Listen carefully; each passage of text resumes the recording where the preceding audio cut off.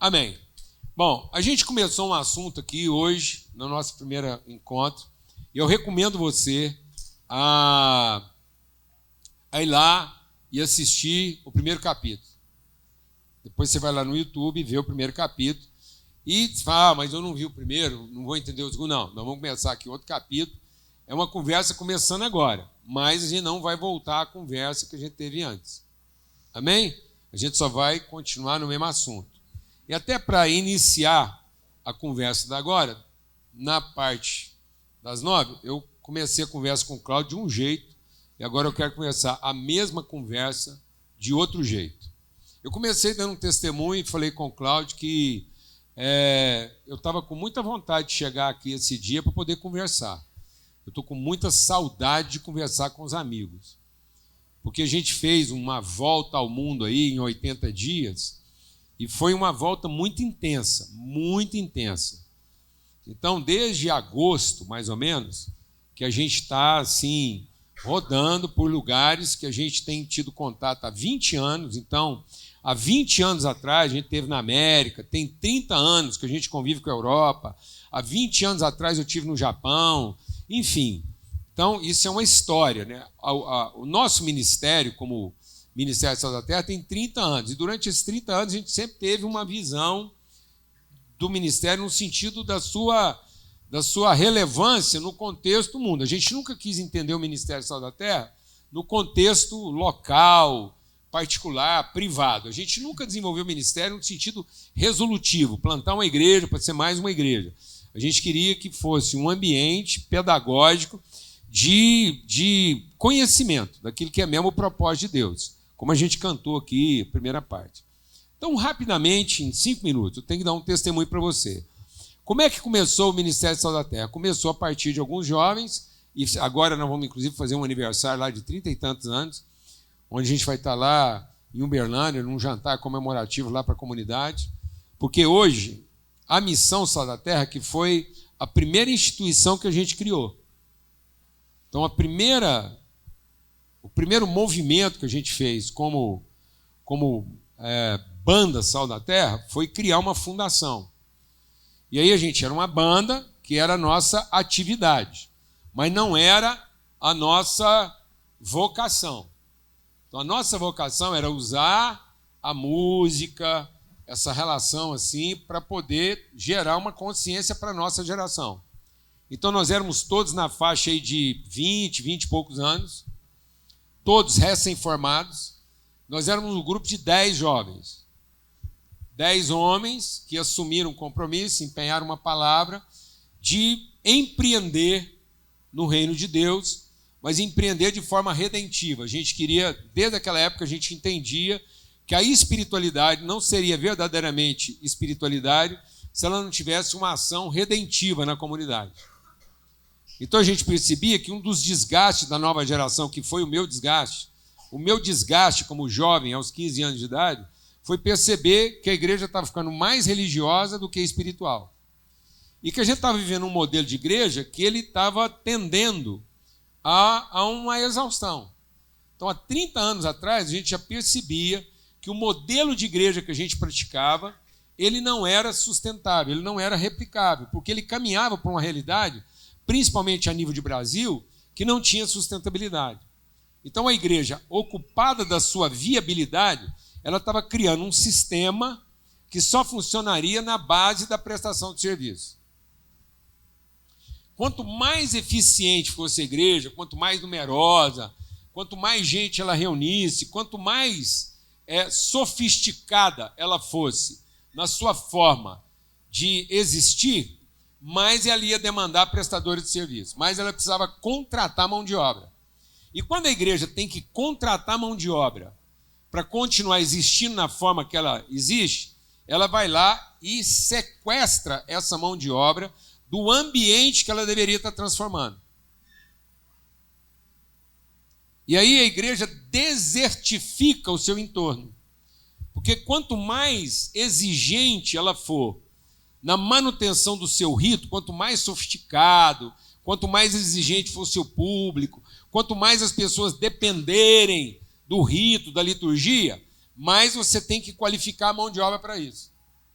E aí o que você vai fazer? Você vai pegar filhos e filhas de Deus que foram chamados para ser príncipe e sacerdote e vai fragmentar isso. Aí você vai separar na pessoa a vocação que era integral. Então nós somos seres de vocação integral. Onde está a integralidade da nossa vocação? Todo filho e filha de Deus, ele é de vocação integral. Qual é a vocação dele? Todo filho e filha de Deus, ele é um príncipe e um sacerdote ao mesmo tempo. Então ele tanto tem que ter a capacidade de fazer a gestão, de entrar nas broncas com propriedade, mas ele tem a ter a sensibilidade de fazer isso com autoridade. Então, como sacerdote, ele percebe o invisível. Como príncipe, ele lida, ele administra, ele faz a gestão do visível. Então é isso que Deus falou. Vamos criar uma imagem visível do nosso invisível. Então eu sou sacerdote das coisas invisíveis no mundo dos visíveis. Se eu fragmentar isso e separar uma coisa da outra, para a pessoa ser uma coisa ou outra, eu vou ter um chefe, um gestor de estrutura e metodologia, e vou ter um religioso. E aí essas duas coisas não se encontram. Aí o religioso se torna prestador de serviço do gestor, e o gestor se torna contratante do religioso. Aí o gestor trabalha para fazer o capital, para pagar o serviço do religioso, que deixou de ser espiritual. E o religioso passa a ter uma atividade comprometida com o poder do contratante. E aí eles vão frequentar mundos totalmente diferentes. Aí o religioso participa das festividades do gestor. Ele é talvez o primeiro convidado, porque ele é que vai fazer a reza, ele é que vai garantir que Deus está presente, que aquilo lá não é do capeta. Então ele vai lá e dá o alvará religioso de que aquilo não está encapetado.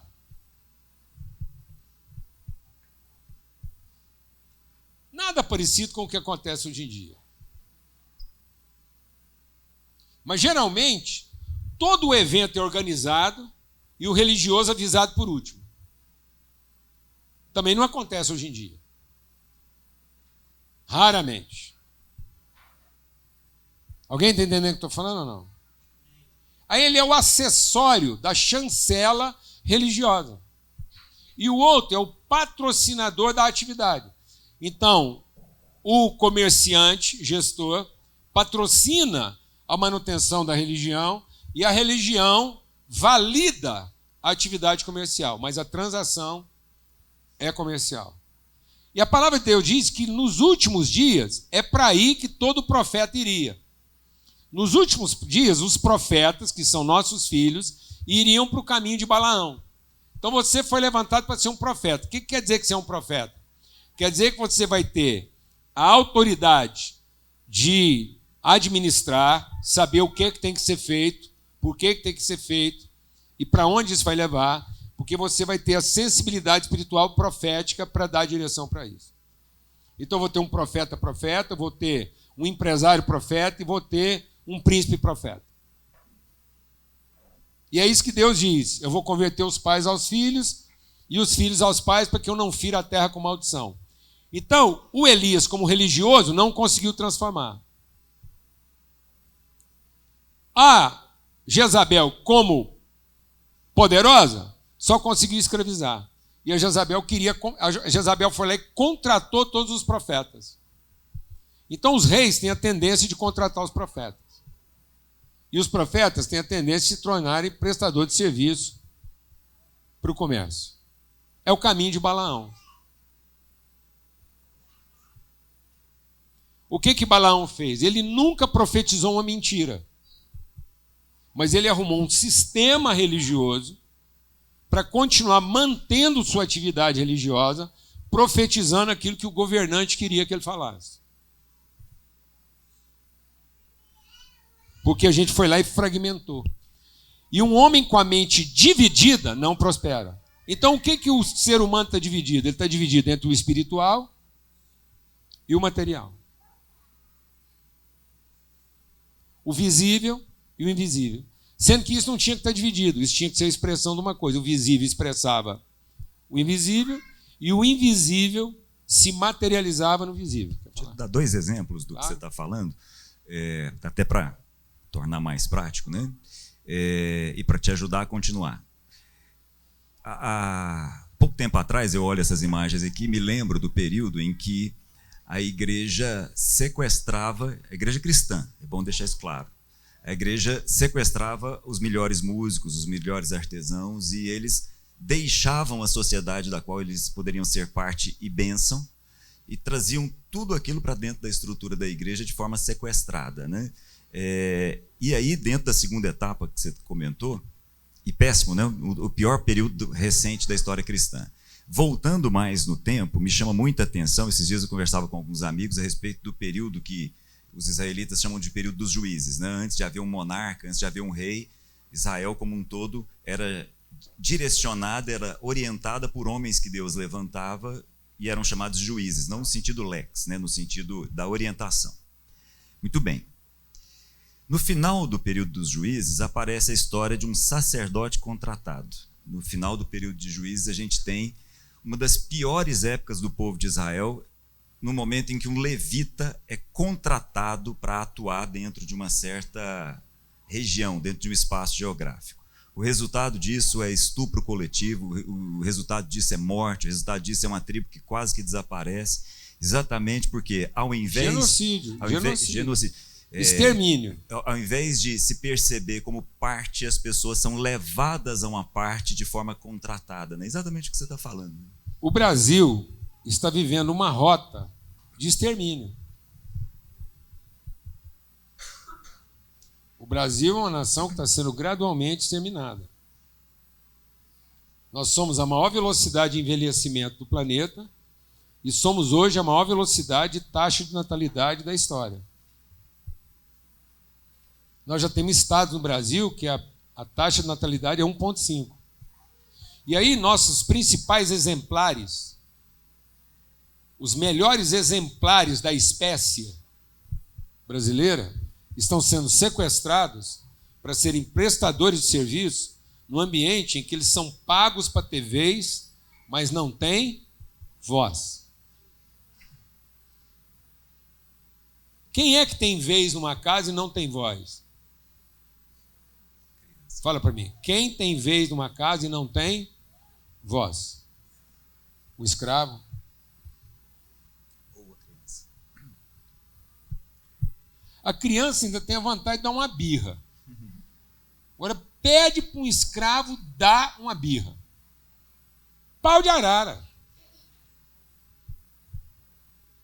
Demissão compulsória. Por justa causa. Deixa eu falar uma coisa para vocês, rodando o mundo. Alguns dos principais líderes jovens do planeta estão no Brasil. A maior capacidade de mobilização jovem hoje no planeta, a maior capacidade de mobilização jovem hoje no planeta está no Brasil. Não apenas na área eclesiástica, mas inclusive na área empresarial. Alguns dos principais expoentes do mundo hoje estão no Brasil, em termos de números. Então, você vai pegar qualquer empresa, seja ela na área devocional, você pega um ministério qualquer do mundo, pega um ministério qualquer do mundo, ou uma empresa, ele não vai ter dificuldade de fazer uma parceria com uma liderança brasileira. Qualquer ministério do mundo hoje vai querer fazer parceria com um líder brasileiro jovem. Eles vão fazer fila e vão dar tapa. Eu vivi, agora eu passei, estou rodando porque eu estou trazendo para você o mais fresquinho. O cara virou para mim e falou assim, eu recebi proposta financeira de deixar tal ministério e me associar a outro. Financeira. Comprar o passe. O passe. como faz nas empresas. E aí, por que as empresas ocidentais querem isso? Porque nós vamos levar os números. Nós vamos fazer escala. Ele faz uma parceria, a liderança brasileira coloca milhões lá, para depois eles venderem o produto. Porque nós conseguimos fazer a escala que eles não fazem. Mais ou menos igual montar uma fábrica de automóvel. Nós devemos ser uma das maiores indústrias de automóvel no planeta, venda de carro, e não temos uma marca nacional.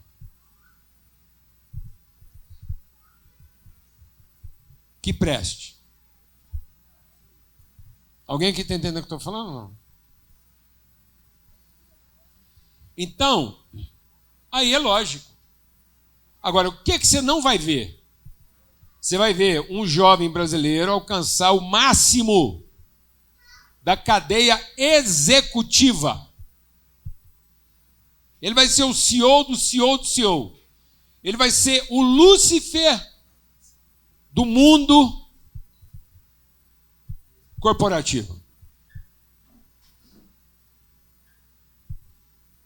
O que você não vai ver? Um líder desse sendo convidado para a plataforma para dar a direção. Você vai ouvir ele dar testemunho dos números, isso incrementa o evento, porque traz para o evento os números que o evento não tem.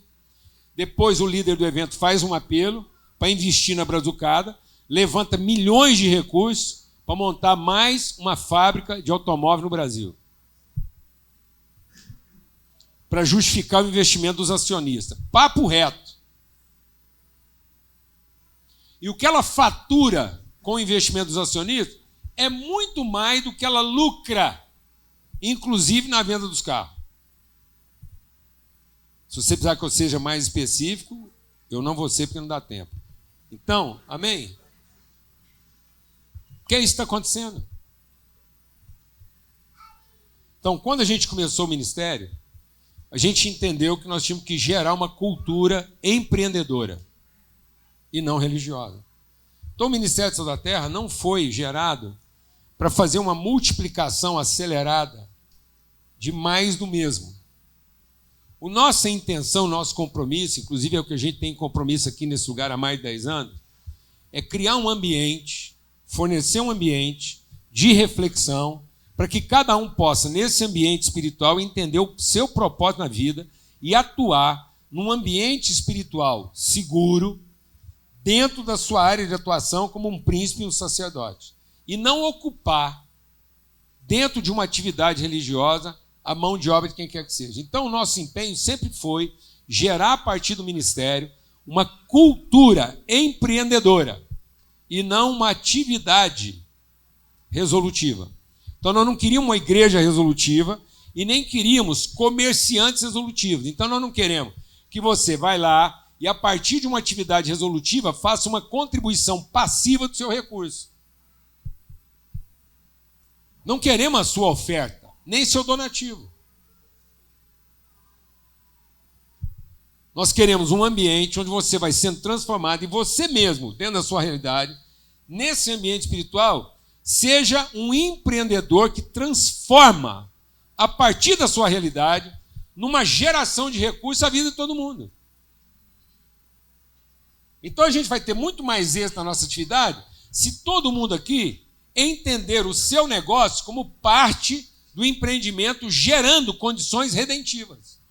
E não trabalhando dobrado para você fazer uma oferta para a gente pagar a conta. Então, a primeira empresa que nós montamos nesse sentido foi a Missão Sal da Terra. Eu estou falando de empresa só para você entender, mas nunca foi um comércio. Hoje, isso como empreendimento, gera condição de trabalho para mais de 3 mil pessoas.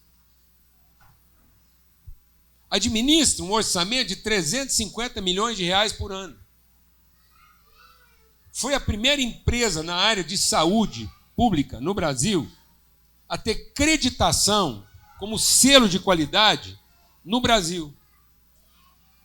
E agora foi a primeira empresa na mesma área, no mesmo setor, a ter selo de qualificação nessa área na América Latina, como selo internacional. faz o atendimento de mais de 3 mil pessoas dia.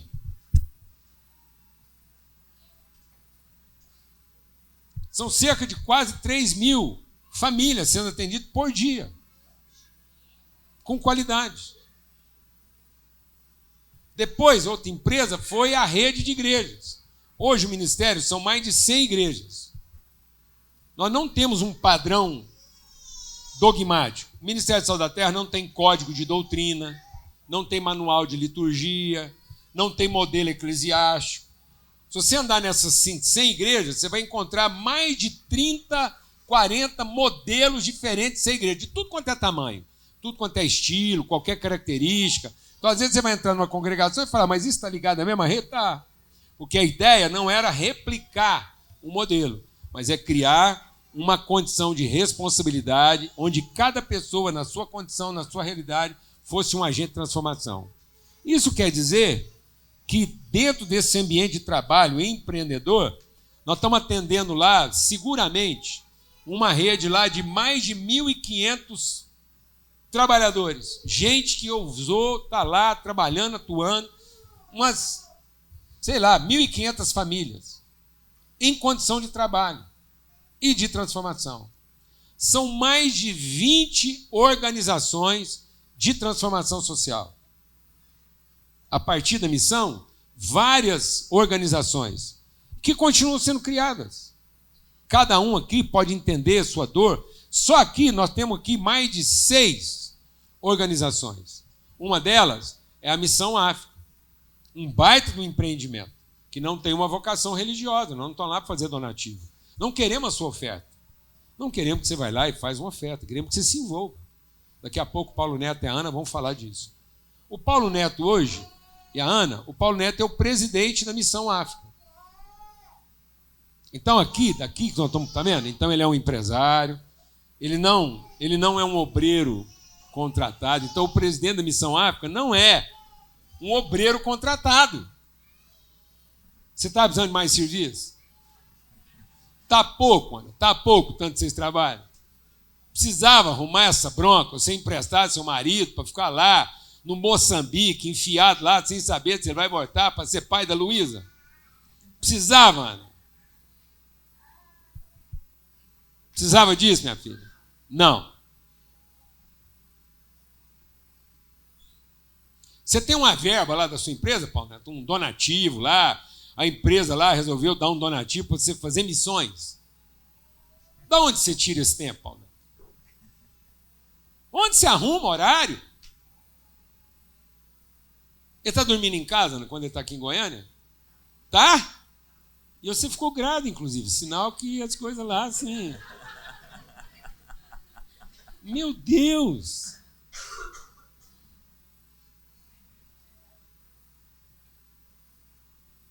Não é serviço remunerado. É responsabilidade de todo mundo. Se você falar para o Paulo Neto que você vai fazer uma oferta, é quase ofensivo.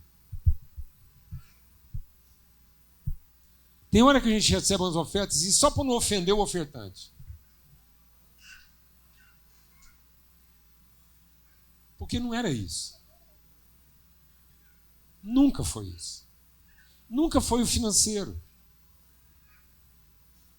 E aí vai por aí.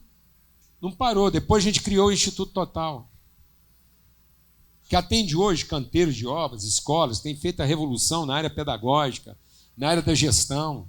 O Cláudio mesmo aqui é um empresário que pode dar testemunho da participação com o Instituto. Foi positiva a participação lá? Sobre vários aspectos. Acho que vale a pena comentar e contar para vocês. Paulo Júnior fez, junto com o Rony, junto com mais umas 2 ou 3 pessoas, parte de um conselho do qual nós raciocinávamos o que seria o melhor projeto possível na nossa compreensão aqui, do ponto de vista das pessoas que vão trabalhar no canteiro de obra, do ponto de vista das pessoas que vão morar nesse lugar, do ponto de vista da água, do ponto de vista do lixo, do ponto de vista da energia. Do processo, do próprio processo construtivo. Todo o caminho. Arquitetônico. Foi filantropia? Em hipótese alguma. Hipótese alguma. Trabalho. Sacerdote contratado? Em hipótese Nada, alguma. não foi sacerdócio contratado. Porque há 30 anos atrás a gente entendia que isso tinha os dias contados. Então, o que a gente queria, e não somos contra. O que eu estou dizendo é que isso tem um período, isso cumpre uma etapa. Isso durante o tempo que a gente não tinha condição. Então, quando você chega lá, às vezes, numa condição insalubre, quando você não tem nada, você não tem recurso nenhum, você às vezes tem que fazer isso na forma de uma contratação, mas isso é um paliativo, isso é um momento. Então, é o período da infância. A infância é o serviço, por isso que a criança, enquanto ela é pequena, em nada ela é diferente de um servo. Então, durante um período, é prestação de serviço. Mas ninguém aqui quer continuar sendo tratado como criança. Então, pelo amor de Deus, não trata seu filho como criança, porque senão ele vai ser escravo. Porque o que diferencia o adulto da criança? É a sensibilidade, é a percepção, é o senso da responsabilidade. E agora eu termino. Eu estava lá em Floripa, na nossa casa, um mês tentando resolver um problema da Vivo lá. E eu sempre falando com Deus, Deus, eu não quero ter foco no problema. Eu quero ter foco no processo. Se um problema não está resolvendo, é porque você ainda não encontrou as pessoas que você tinha que encontrar no problema. Aí chega lá em casa o Leonardo. E a gente começou a conversar. Começamos a falar sobre fibra ótica.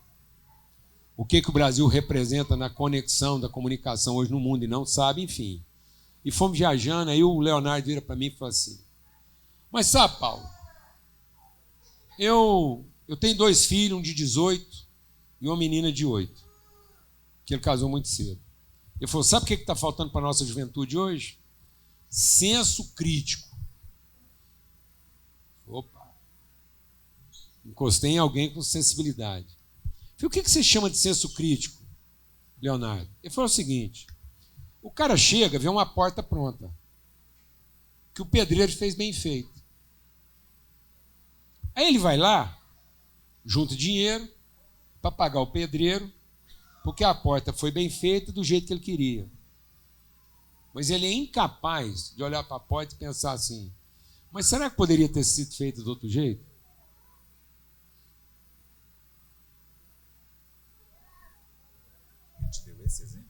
Ele deu esse exemplo. Um técnico da Vivo. Tá bom pra você? Na minha casa.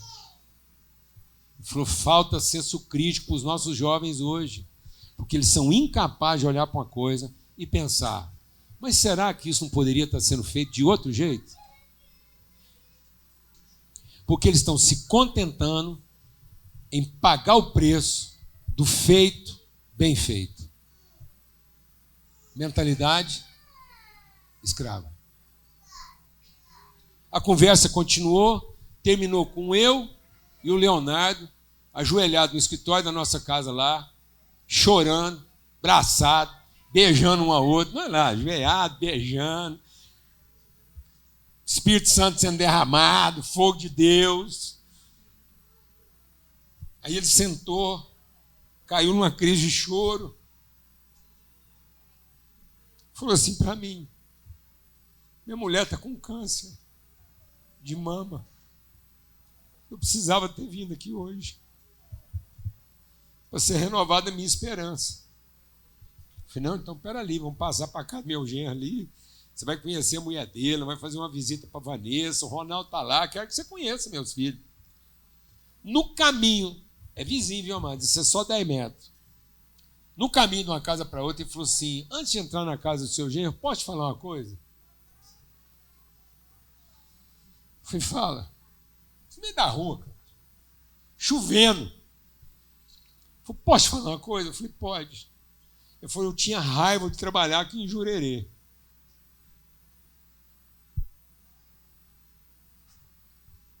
Porque eu sou lá de Biguaçu. E eu me sentia mal toda vez que eu tinha que vir fazer uma casa em Jurerê. Porque eu achava que o povo aqui não tem nada a ver. Que está todo mundo aqui pagando a conta para viver alienado, sem saber o que está acontecendo. Então eu sou cristão, eu vivia me perguntando, por que o Senhor quer que eu venha consertar os cabos de Jurerê? E hoje eu sei responder essa pergunta. Porque você me traz esperança.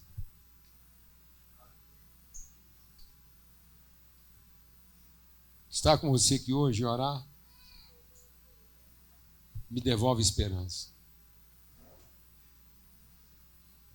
Os meus filhos. E posso falar uma coisa?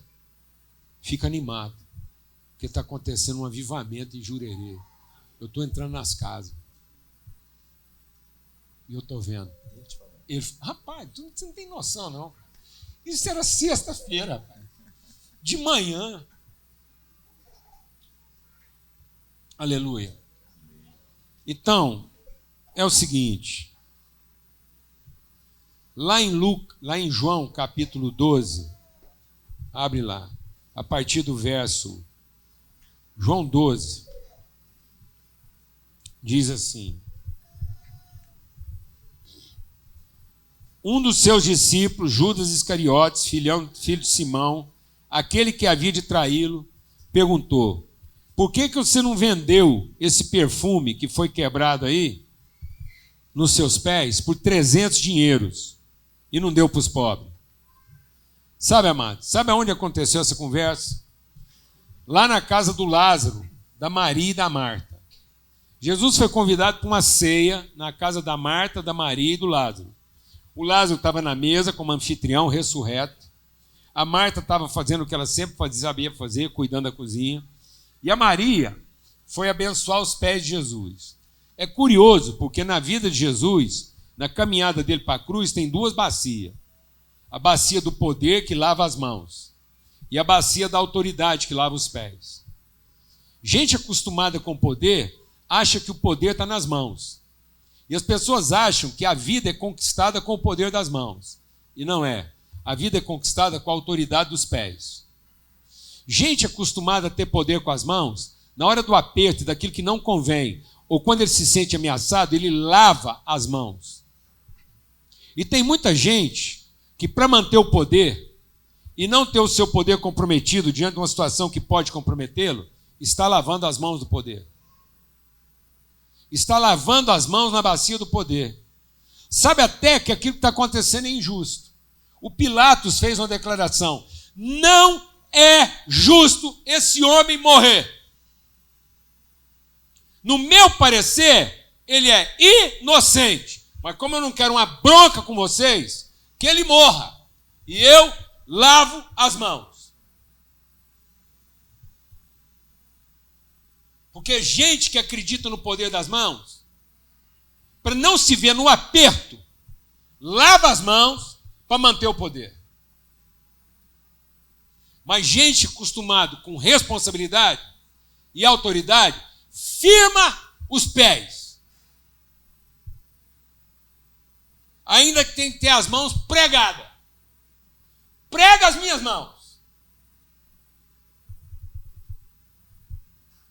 Prega as minhas mãos. Que eu não seja capaz de fazer nada com as minhas mãos. Mas finca os meus pés.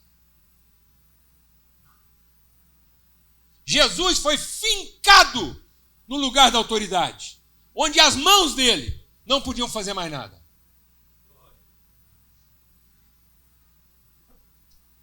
É isso que nós precisamos gerar.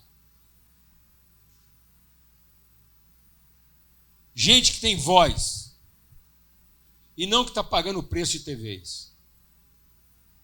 Gente com senso crítico. Então, meu irmão, eu estou precisando conversar. Você sabe que desse diálogo de Jesus com Pilatos, e até voltando um pouco no primeiro capítulo da nossa conversa hoje aqui, o Se Importa, a parte do Se Importa, na primeira reunião, Paulo Júnior falou a respeito disso, mas eu não vou entrar nisso não, veja lá. Tenta montar essa cena na sua cabeça. Jesus é levado até Pilatos, porque os judeus estavam debaixo do Império Romano, então os judeus tinham o seu tribunal, tinham o sinédrio, tinha uma certa jurisdição, tinha certa uma certa alçada, mas não tinha alçada para decretar a pena capital. Eles não poderiam decretar a pena de morte. Então eles tinham que ir até Roma. Como era Páscoa, os judeus levaram Jesus a Pilatos e ficaram a uma certa distância, porque se eles entrassem na casa de um não-judeu, de um gentio, eles estariam comprometidos para participar da Páscoa. Por que eu estou tocando nisso? Porque aí a cena vai transcorrer num teatro muito rico, em que Jesus chega e entrega até Pilatos. Pilatos chama Jesus para uma conversa lá dentro, e os judeus ficam lá de fora, sozinhos, aguardando. Quando Pilatos vai ter uma conversa com Jesus, Jesus olha nos olhos dele e se importa com Pilatos. E tem uma conversa profunda com Pilatos. E Jesus tem com Pilatos uma conversa no sentido de chamar Pilatos à responsabilidade. Jesus não precisava de Pilatos, mas Pilatos teve a chance de assumir a responsabilidade por tudo aquilo que estava acontecendo e mudaria completamente a vida dele. Quando ele faz a pergunta a respeito da verdade, isso mudaria completamente a história dele. Então a conversa de Jesus é essa lá dentro. Aí Pilatos volta do lado de fora e fala assim, não vi nada de errado com esse homem. Não, mas ele tem que morrer. Aí Pilatos volta lá para dentro, manda bater em Jesus, machuca completamente Jesus, volta e fala assim, gente, olha aí, você é um fracote, para que matar o menino? Libera ele. Não vamos liberar. E esse é um diálogo que vai e volta de uma maneira muito profunda e tem muito a ver com a gente, tem muito a ver com cada um de nós aqui, porque o que interessa não é avaliar Pilatos, nós não temos nem habilitação para fazer a avaliação de Pilatos, o que interessa é saber, e nós nessa história? Nós somos do tipo que coloca os pés nas águas quando Deus nos manda, põe os pés aí, ou nós somos do tipo que pega as nossas mãos, que representam a força do nosso braço, e assume as rédeas e não fazer absolutamente nada? Essa é uma pergunta importante. Vou repetir.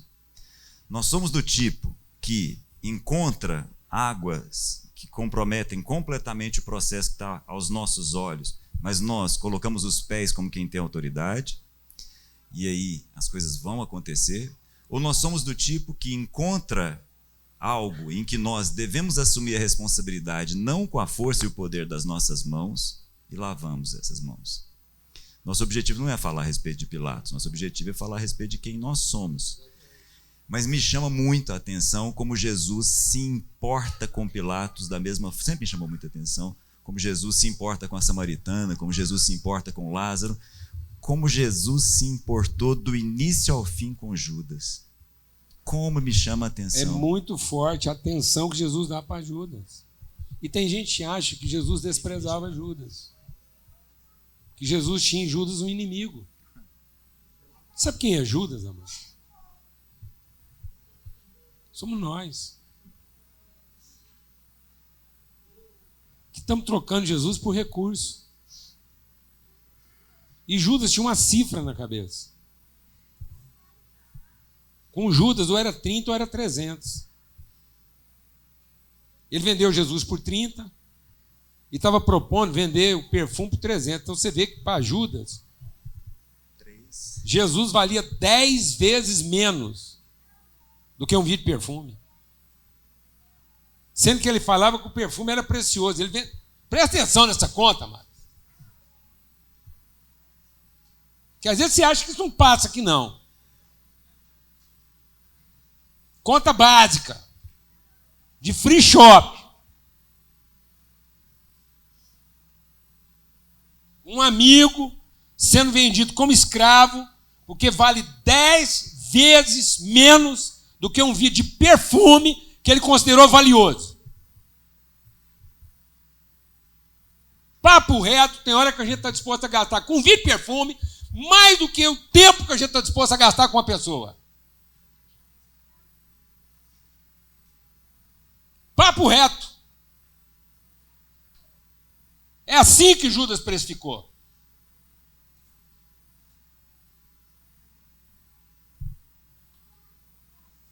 Um Chanel valer 10 vezes o que um amigo vale sendo vendido como escravo.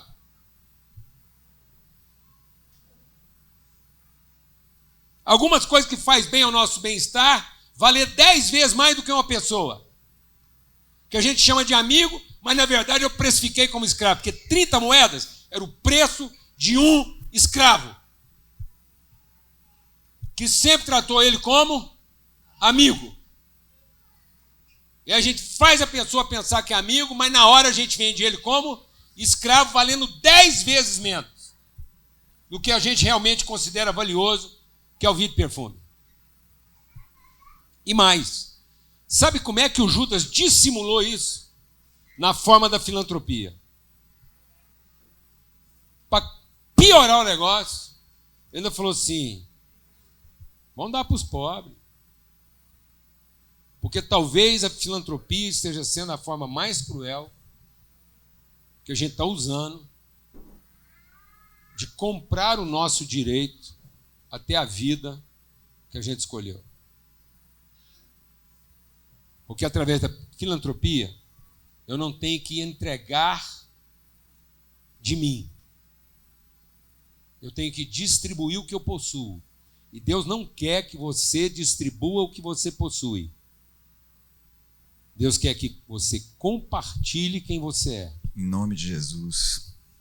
Se você não está compartilhando quem você é, pelo amor de Deus, não amaldiçoe as pessoas distribuindo o que você tem. Vou repetir devagar. Não distribua o que você tem se isso não representa quem você é. Porque isso é veneno. Isso mata. Isso piora.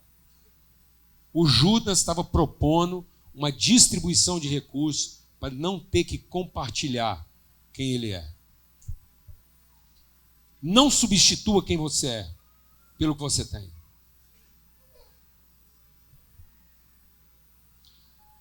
Tudo. Vou falar uma coisa para vocês. Tudo na minha vida que eu possuo, vou fazer um anúncio, estou fazendo uma propaganda aqui, se alguém estiver interessado. Tudo que eu possuo está à venda. Roupa, móvel, automóvel. Gosto muito de relógio, sou filho de relojoeiro, Deus me deu a graça de ter mais de um. Mas está à venda. Caneta está à venda. Sabe aquele ditado, se precisar, venda as cuecas? Vendo.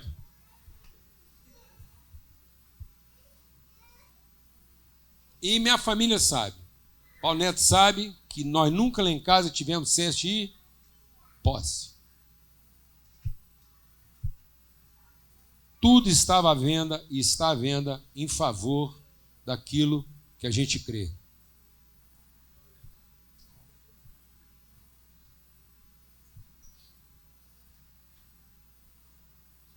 As casas que eu tive no meu nome, desde o dia que elas entraram no meu nome, elas estavam o quê? À venda. Cada documento de carro que eu recebo, ele já chega na minha mão, à venda.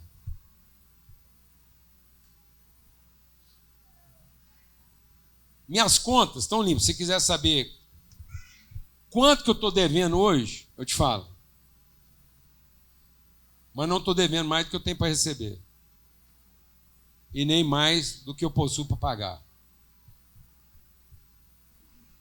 E não tem medo de investir. Porque o meu negócio nunca foi garantir a posse. Mas sempre foi gerar o recurso. Nossa vida lá em casa, a nossa vida e junto com os amigos, sempre foi o quê? Compartilhar o quê? Vamos gerar recurso. Não quero conversar com você sobre donativo. E nunca vou sentar com você para falar sobre oferta. Mas a gente sempre vai sentar para conversar quanto recurso você pode gerar a partir daquilo que Deus colocou na sua mão para ser gerado. Para que você pense como um empreendedor e não como um comerciante. Que todos aqui possam olhar para a sua vida. Thales, junta 3, 4 meninas aqui, ou mulher, leva assim uns 5 de cada vez para não bagunçar, leva eles lá na sua empresa. e conversa com eles, como empresário. Fala das suas dores.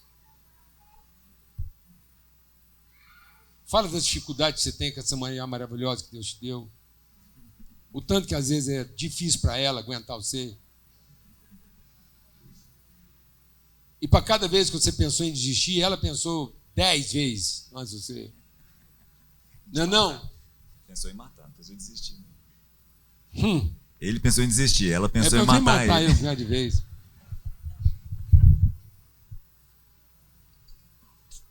E vai lá, para eles conhecerem seu coração. Saber o tanto que é difícil.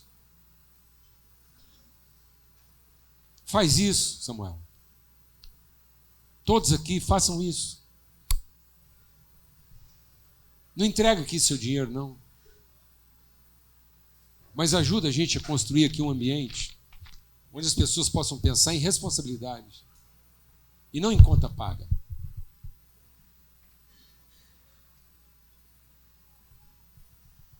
Nós não queremos as contas pagas. Nós queremos o risco. Nós queremos o risco do orçamento não fechar. Ou não foi assim que você se tornou um empresário bem-sucedido? Foi assim que você se tornou um empresário? Risco? Impossível. Alguém garantindo que as suas contas iam estar pagas? Não, garantir que as suas contas vão ser pagas, você fazer um trabalho em cima do seu orçamento, isso chama-se emprego.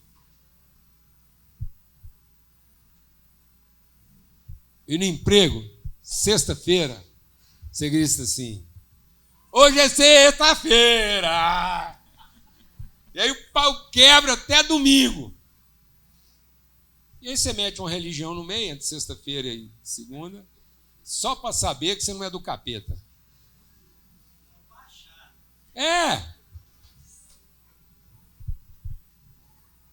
Você chega lá, começa na sexta-feira.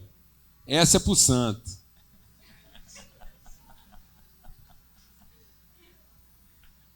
E toca beber.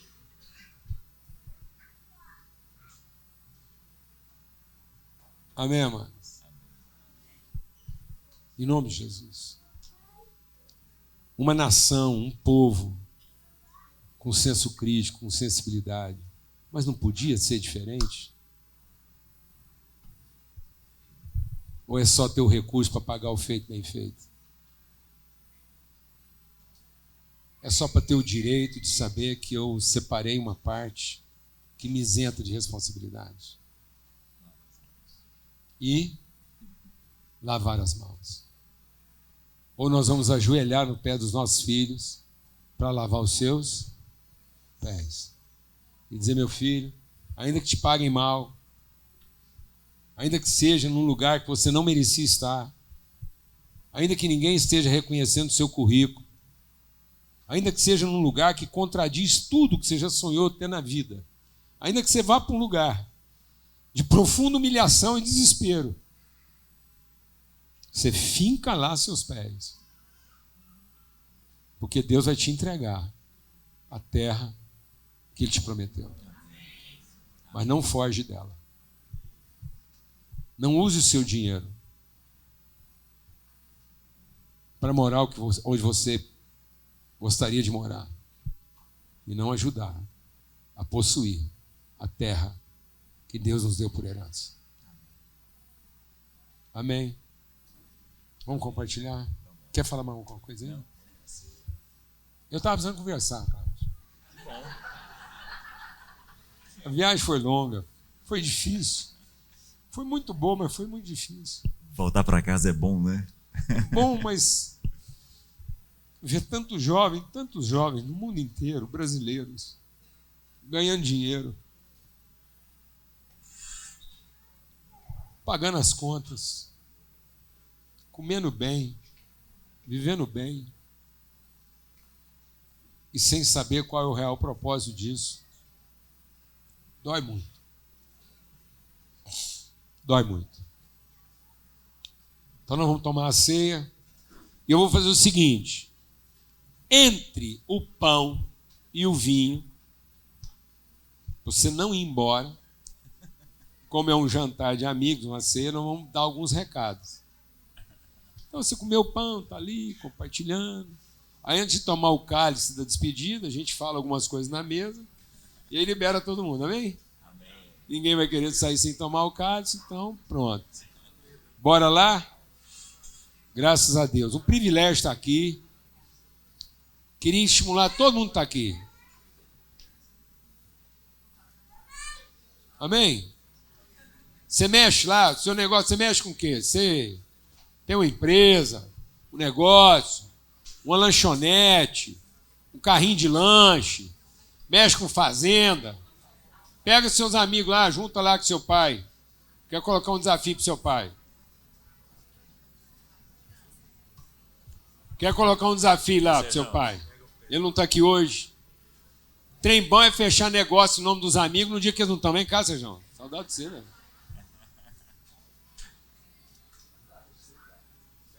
Aproveitar que ele não está aqui, porque eu posso fechar negócio em nome dele e depois ele não pode falar nada. Você vai juntar uns 5, 6 amigos para levar lá na fazenda com ele e ele contar a história dele. As lutas, os desafios, o empenho, a fé e os valores que ele acredita. Está combinado?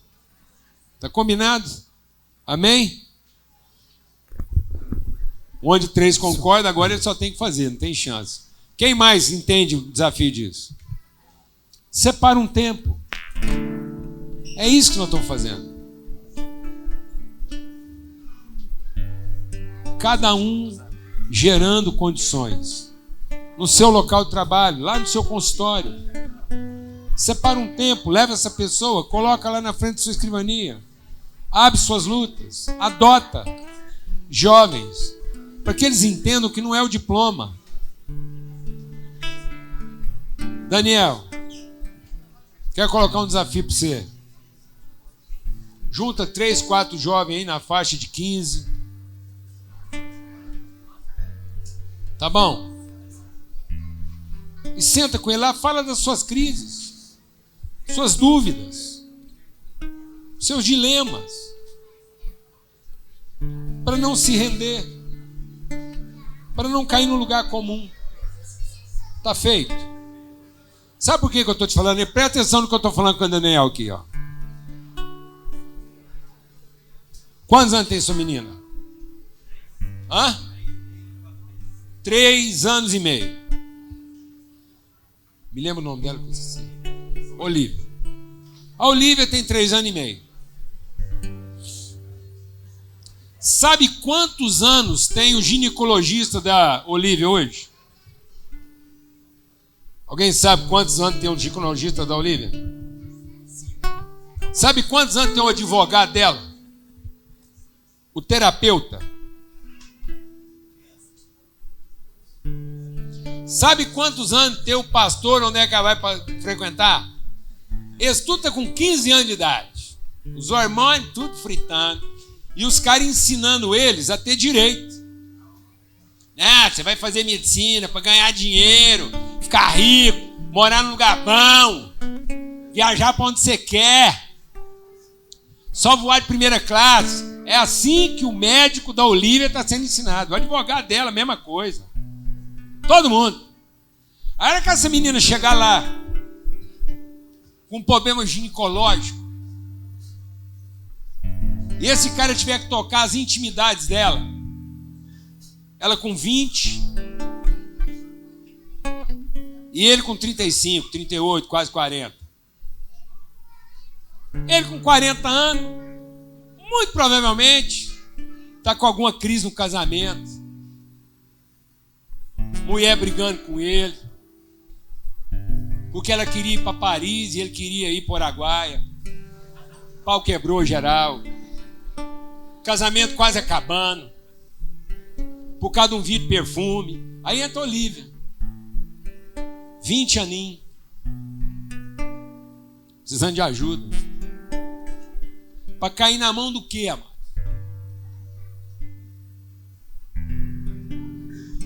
Um mercenário com poder.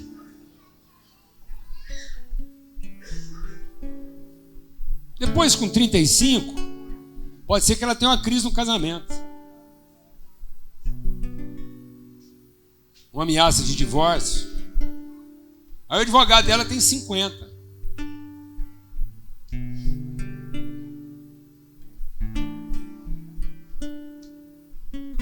Com 40, ela está frequentando uma igreja. Crise. Vai aconselhar com o pastor. Linda. Bem criada.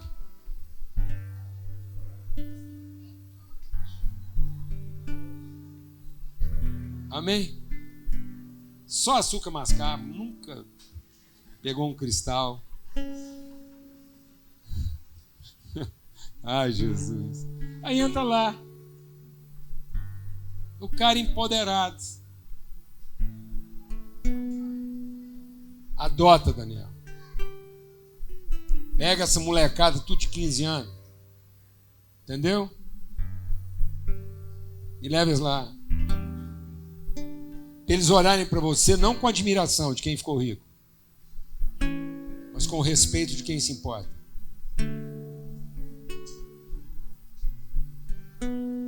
Porque o dia que você não estiver aqui para defender seus filhos, ele vai olhar para aquela situação e falar assim: mas pera lá, ué. Essa é a filha daquele homem que um dia se importou comigo.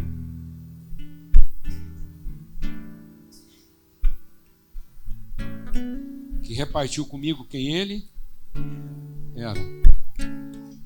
E não apenas distribuiu comigo o que ele tinha.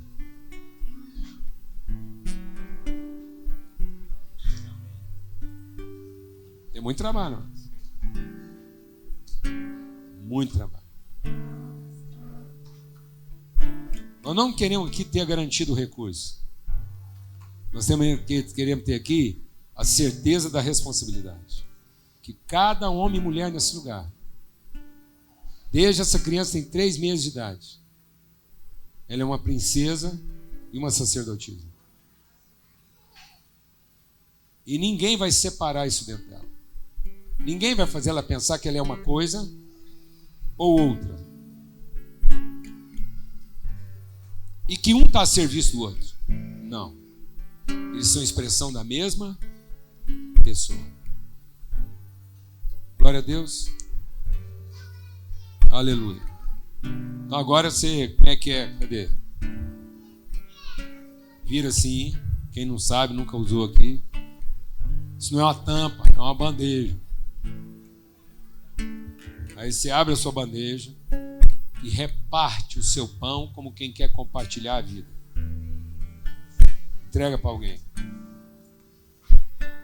Tem sido um privilégio compartilhar a vida com você. Amém.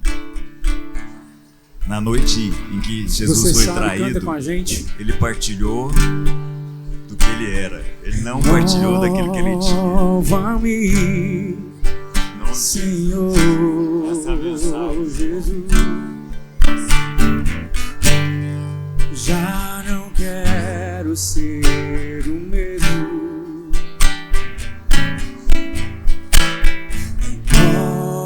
Renova-me, Senhor Jesus.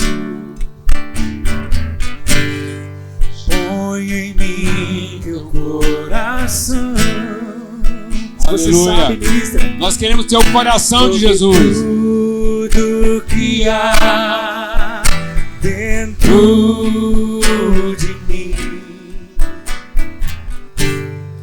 necessita ser mudado, Senhor. Porque tudo que há dentro do meu coração, Aleluia. necessita mais. Glória a Deus. Repartir quem nós somos. Compartilhar a vida. E não apenas distribuir o que nós temos. Paulo Neto, vem cá. E vamos falar sobre isso. Nós vamos ter oportunidade agora, dia 11. Amém, bênção. Pai Senhor, igreja, no dia 11, próximo sábado, vai acontecer em Uberlândia o Bazar da Missão África. E esse é um bazar importante para nós, porque além de todo o movimento, além de uma oportunidade de a gente engajar as pessoas que estão ali envolvidas, é uma oportunidade também da gente levantar recursos aí no final de ano, para a gente continuar mantendo todos os projetos que a gente tem lá. Então vai ser em Uberlândia, fique à vontade quem quiser estar lá para contribuir, para ajudar, para fazer o movimento, mas quem puder trazer as suas doações aqui, a sua roupa ali, qualquer coisa, tênis, brinquedo, porque é um bazar realmente que abrange uma região grande lá. A gente vai estar recolhendo aqui até quarta-feira, no dia 8, porque a gente vai levar para Uberlândia, porque no sábado vai acontecer o bazar lá. Horário comercial, Paulo Neto? De segunda agora até quarta, aqui no prédio aqui da Total, em horário comercial, das 8 às 18, tá bom? Então até quarta às 18. Isso. E quem não conseguir trazer, pode me procurar no final do culto, que eu providencio uma forma de recolher onde você puder deixar separado, tá bom? Aí eu organizo isso aí.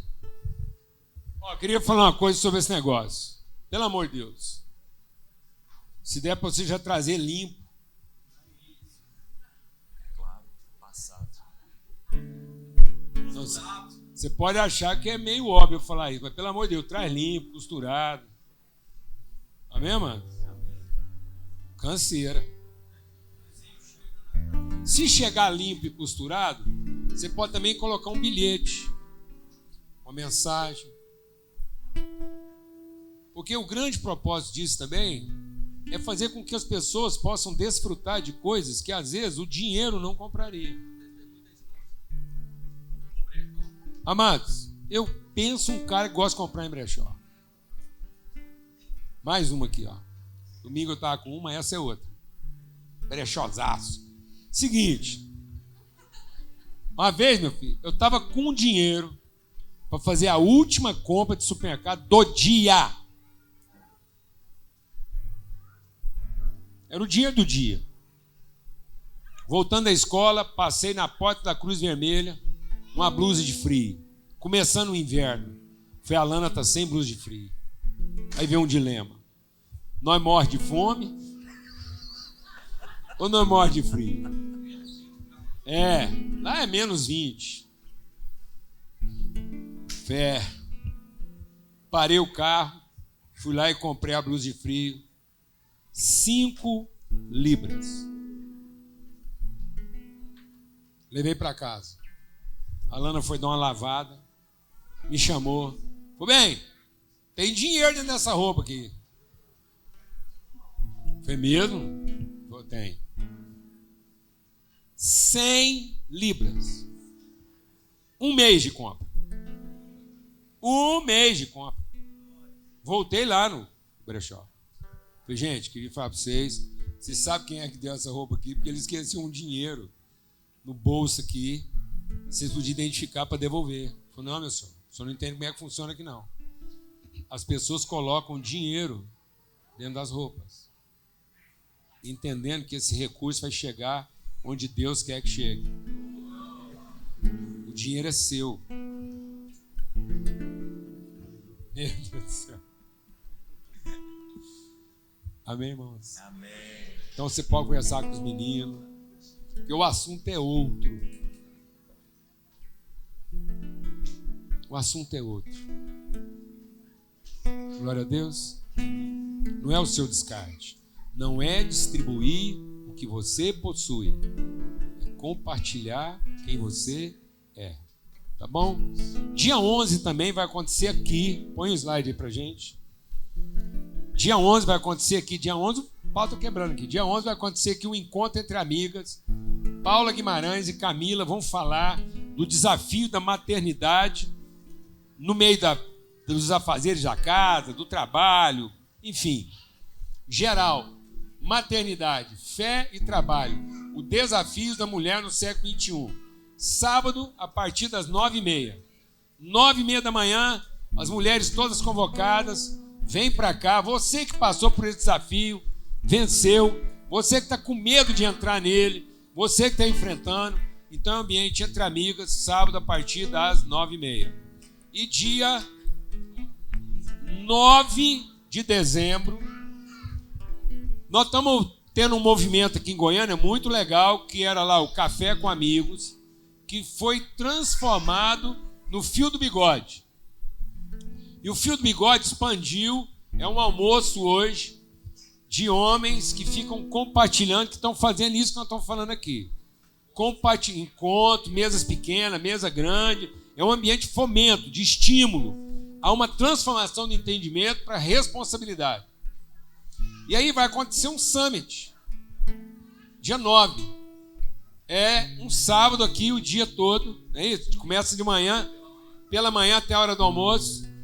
Vai estar aqui um cara, eu recomendo. Eu acho que o Juninho é o cara mais íntegro que eu conheço na minha vida, sem desprezar os outros.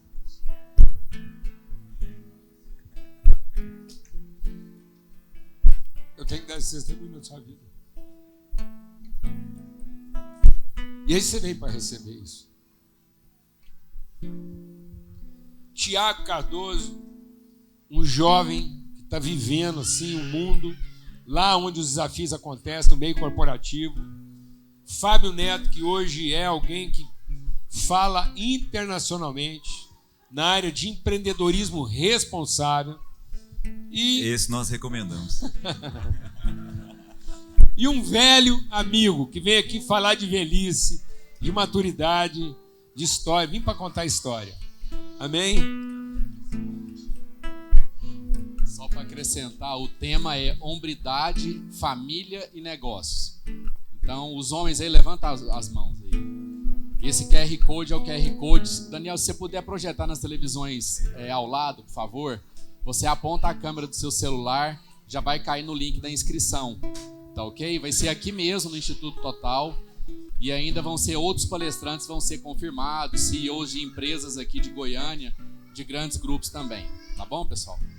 Foi suportável a presença das crianças aqui hoje? Foi tranquilo? Amém? Quero dar um testemunho favorável. Foi um momento normal. Normal. Amém, amados? E agora nós vamos tomar o cálice. Eu quero fazer um convite. O Mesa Preparada está desenvolvendo uma escola de espiritualidade redentiva. Ainda dá tempo de você fazer sua matrícula. Então, terça-feira agora a gente tem mais uma aula.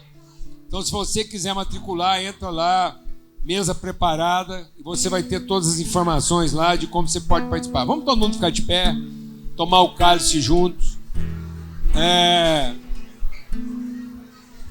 Ali está o nosso QR Code, está nosso Pix, para quem quer assumir responsabilidade. Amém? É a responsabilidade de compartilhar, de repartir. Abra o seu cálice aí, vamos celebrar isso com alegria. Jesus disse: essa é a minha vida, é o meu corpo que é oferecido em favor de vocês. Você está com o seu aí? Ah, então tá bom. Ah, já? Então toma de novo.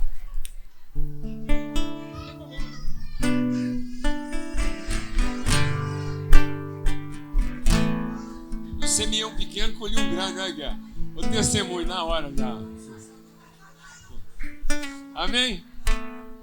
Esse é o cálice da nova alegria. Beba ele todos com alegria, sabendo que todos os pecados foram perdoados e nós somos reconciliados para sermos ministros de reconciliação. Amém?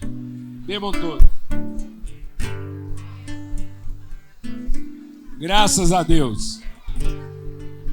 Que o amor de Deus o Pai, a graça bendita do seu Filho, a comunhão do Espírito Santo de Deus seja sobre todos, hoje e sempre, em todo lugar.